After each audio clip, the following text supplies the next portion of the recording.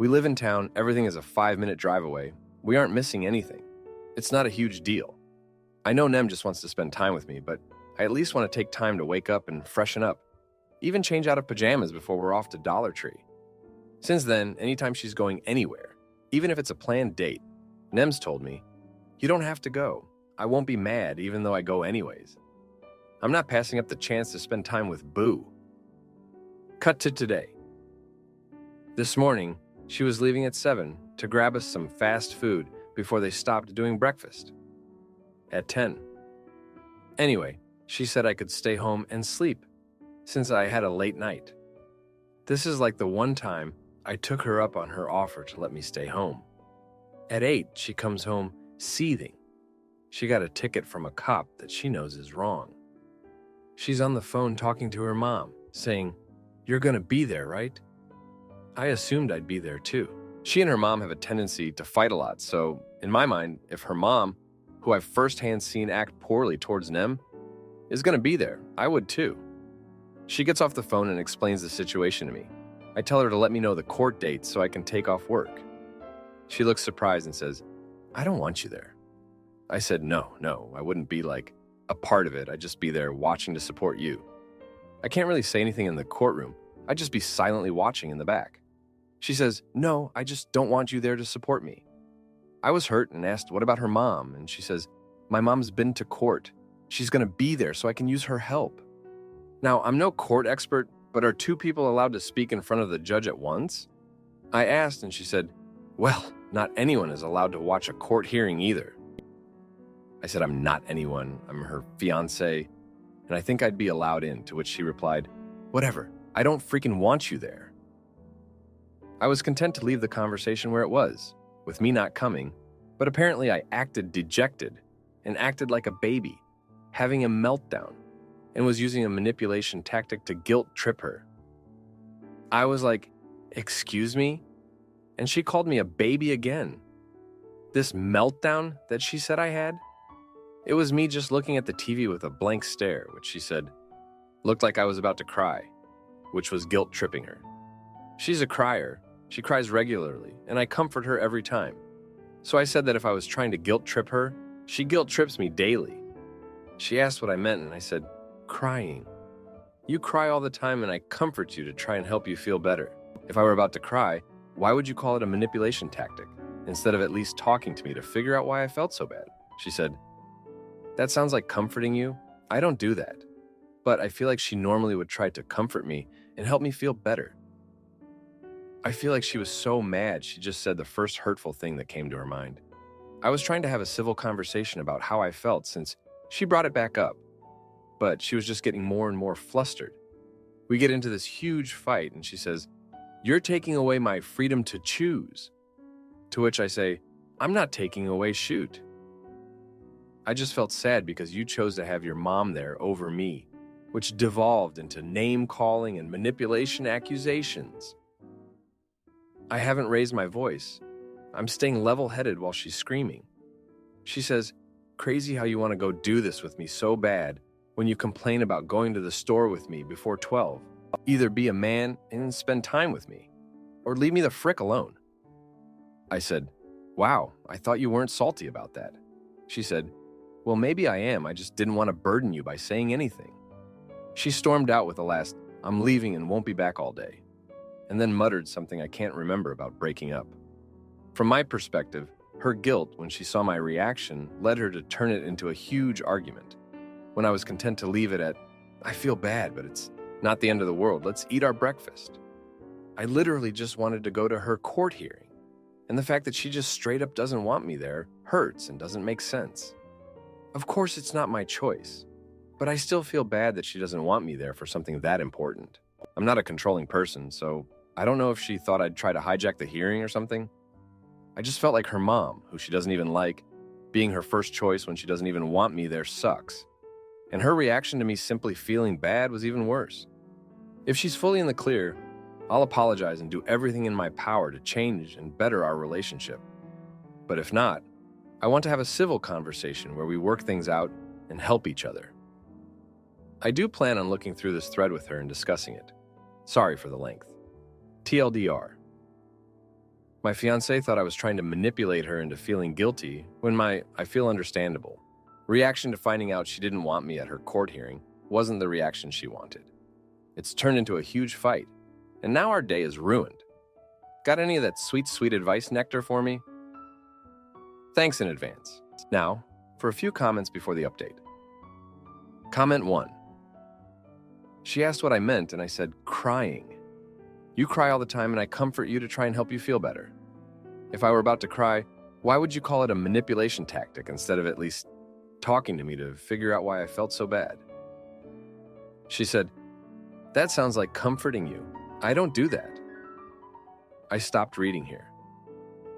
Please just leave her. This relationship sounds really toxic. And you're only 19, don't waste any more time with this person. Comment 2. Something so small never should have escalated into such a big argument. It sounds like the animosity is coming more from your fiancé than you.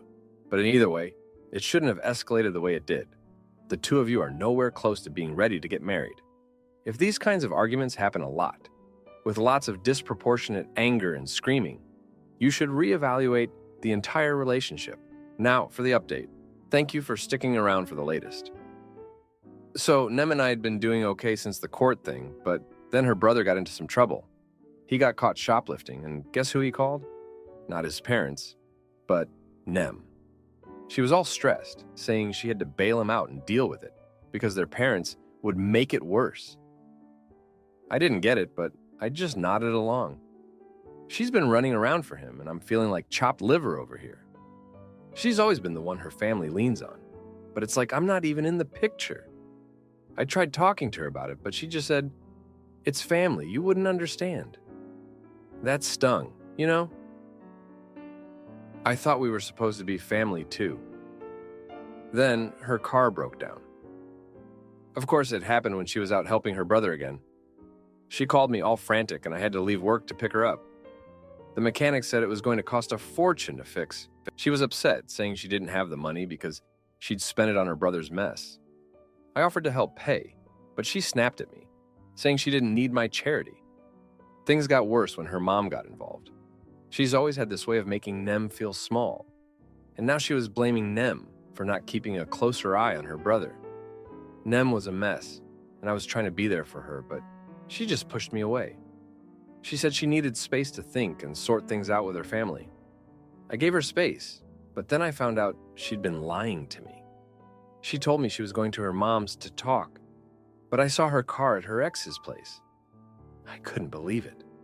I confronted her about it, and she said it was nothing, that he was just helping her with the car because he knew a guy who could fix it cheap. But why lie? I was feeling all sorts of things. Jealousy, anger, betrayal. But I kept it together.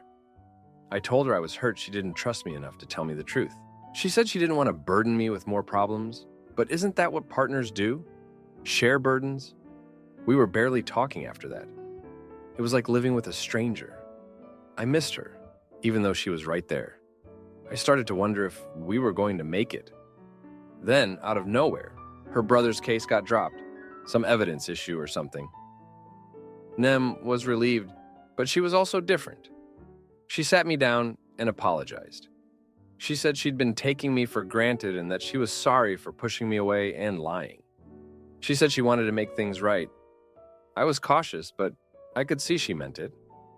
We started spending more time together, just us, trying to rebuild what we'd lost. It was going well until her mom called, saying she was sick and needed Nem to come take care of her. Nem looked at me, torn. I told her to go, that I'd be okay. She hugged me tight and said she'd be back as soon as she could. I thought that was it, but then, late one night, there was a knock at the door. It was Nem's ex, looking all smug. He said he had something to tell me about Nem. My heart sank, but then he just handed me an envelope and left. Inside was the title to Nem's car. He'd fixed it, no strings attached, because he said Nem had helped him out a long time ago and he owed her. Nem came back the next day, and I showed her the title. She was shocked. She said she didn't know what to say. I told her it didn't matter, that we'd work through things together. And we did. We were not perfect, but we're trying. Nem's mom is doing better, and Nem's been more open with me. We're taking it one day at a time, but I think we're going to be okay. Thanks for reading. My Tinder husband cheats with a secret family abroad and drains our savings. So I team up with his other wife and watch him lose everything. This is a long and complicated story. I'm sorry if some things are confusing and don't make sense. I am a mess right now and trying to wrap my brain around everything. Also, please note that I met my husband, Jake, fake name, about 4 years ago on Tinder. Jake comes from a different country than I do, but he was my type. When we started talking, I was blown away by how charming and sweet he was. This version of Jake never went away. He has always been this amazingly charming and sweet person. He's the type of person that when you've finished having a conversation with him, you feel better about yourself. Just to give you some context, he and I fell in love quickly and got married fast. He was very eager to start a family, as it gave his citizenship and in my country more legitimacy. By our second anniversary, we were married, and I was pregnant with our son. Jake still works in his home country, and so every few months, he flies back and stays there with his mother. Or so I thought, to complete the work required, and then flies back. The rest of the work he can do at home. The last few years with Jake have genuinely been the most amazing years of my life. And this is why the last week feels like such a fever dream. This is hard to explain, but a person on Facebook messaged me last Tuesday, claiming that Jake had been cheating on me and that they had proof. I genuinely didn't believe this person and at first just ignored them. But then curiosity got the better of me, and I messaged back and asked what proof they had. They proceeded to send me a large collection of photos of Jake with another woman and 2 boys. I know these photos were relatively recent, as he dyed his hair blonde for the Barbie movie, at my request, and has kept it like that ever since. The person told me that the woman in the photo was his wife and the 2 boys were his sons. I obviously didn't want to believe it. I tried to find ways it was fake, Photoshop, AI, whatever. I don't even know. I think the person blocked me after that, as their account just comes up as Facebook user now when I look at the chats. When I got home, I confronted Jake, and he started crying and confessed that everything was true. He had a wife and 2 sons in his home country that he was still married to. I asked him how he could do this to me. How could he have lied to me for so long? I told him I was going to expose him to the other wife, and he said not to bother because she already knows and supports him. I left and have been staying with my mother ever since. This has been the hardest week of my life, and some days I genuinely haven't wanted to get out of bed. Jake has been texting me, saying that he will break things off with the other wife completely if that's what I wanted. He texted me saying he thought I wouldn't mind, which genuinely made me sob into my pillow. I have never felt so low. Part of me, stupidly I know, wants to take him back. The years I had with him were the best I have ever had. But this betrayal is just, I don't even know how to explain the hurt I feel. Now for a few comments before the update. Comment 1. Forget about the cheating. If this is true, you've been used to commit fraud. You should be getting an attorney and reporting him ASAP. He committed fraud to get a visa, and his wife back home is his partner in crime. Comment 2. Get the marriage annulled. He can't legally be married to 2 people. He thought you wouldn't mind a secret family. What a psycho. Now for the update. Thanks for sticking with me here. So, after I found out about Jake's double life, I thought things couldn't get worse. I was wrong. Just when I was trying to piece together my shattered life, I got a call from Jake's work. Turns out, he hadn't been going back for work at all. He'd been fired months ago. The trips, all lies. He was visiting his other family. And the work from home? He was just moving money around. Money that I later found out was from our joint savings. He'd been draining our accounts slowly so I wouldn't notice. I was furious. I felt like a fool and trusting him, building a life with him. I wanted to scream to make him feel a fraction of the pain I was feeling. So I did something I never thought I'd do. I called his other wife. I needed her to know that I knew that we were both being played for fools. But the conversation didn't go as expected. She was calm, almost cold. She told me she knew about me all along, and that Jake's plan was always to leave me once he secured his citizenship. She said she felt sorry for me, but that was just the way it was. I hung up, my hands shaking. I felt betrayed not just by Jake, but by her too. They were in this together, using me as a stepping stone for their own selfish plans. I couldn't let him get away with this. I couldn't let him think he could just use people and discard them like trash.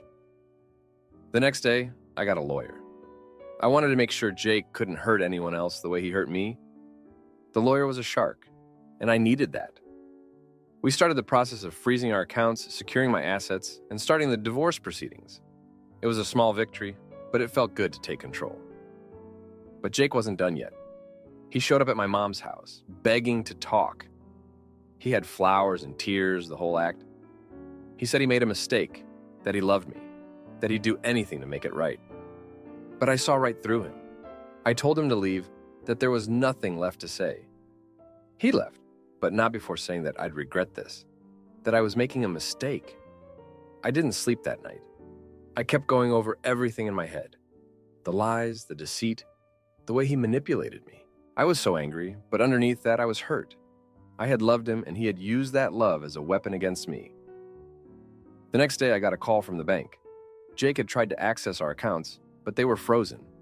He was furious, they said. He threatened to sue, but I was ready for him. My lawyer was already on it, and we had all the evidence we needed to show what he had been doing. I thought that was the end of it. But then I got a call from a number I didn't recognize. It was Jake's mother. She was crying, saying she didn't know what her son had become, that she was sorry for everything. She said she wanted to help me, to make things right. I didn't know what to believe anymore. Could she be part of his game too? I told her I needed time, that I couldn't deal with any more lies. It's been, well, interesting, and I'm still trying to make sense of it all. I'm not sure what the future holds, but I know I'm stronger than I thought. I won't let Jake or anyone else take that away from me. Thanks for reading. My fiancée freaks out when her son calls me dad, but when her ex shows up to challenge me, I show him who the real man of the house is. Hi everyone, I need some perspective here because I am genuinely at a loss at whether I made a big mistake and how I can make it up to my girlfriend. Context: I, 23-year-old male, am engaged to the love of my life. Olivia, 21-year-old female. She has a son, 6 years old, who I will call Noah. Noah is a great kid. He's funny and amazing, and I have a great relationship. He always has a very solid relationship with his father, who he aims to see every fortnight. Dad hasn't turned up the last 3 times. When Olivia and I started dating, she made it very clear she was not looking for a father figure for her son. She said I needed to have a good relationship with him, but should not try to take over the role of father for him, as he already has one. This I have respected, and though we do many father-son activities together, camping, hiking, swimming, bike riding, and have a very good relationship, I have always tried to follow Olivia's lead with raising him. Now, while we were eating dinner on Friday night and having a bit of a celebration, because Noah and I broke up from school for Easter, I am a teacher. He out of the blue calls me dad. It was something that I don't know. Seemed casual, like, "Dad, can you pass over the cheese?" I stopped for a second and looked at him like, "Oh, did you mean to call me that?" You would be shocked by the amount of times I'm called dad, and even sometimes mom, LOL, by the children in my class by accident. I smiled, passed over the cheese, and said, "I'm Name, not Dad Silly." And he replied back, "I wish you were my dad." I smiled again and just said, "You have a great dad who loves you, but I will always be here." And we smiled at each other. I looked over to Olivia, who looked furious at me. She stormed off upstairs, and I was genuinely confused as to what I did wrong, because I thought that is how she would have wanted me to respond to him. We ended up having a huge argument. She claimed I didn't love Noah because I wouldn't let him call me dad. Even after I tried to explain I was just trying to follow what she told me she wanted at the start of the relationship. And she said, "Well, things are different now." She ended up leaving and going to stay with her sister, taking Noah with her. I haven't slept all night, just trying to think what I should have done. I've sent a text over saying, "I'm sorry," but she hasn't responded. I don't know what I did to make her react like this. She is literally never emotional like this.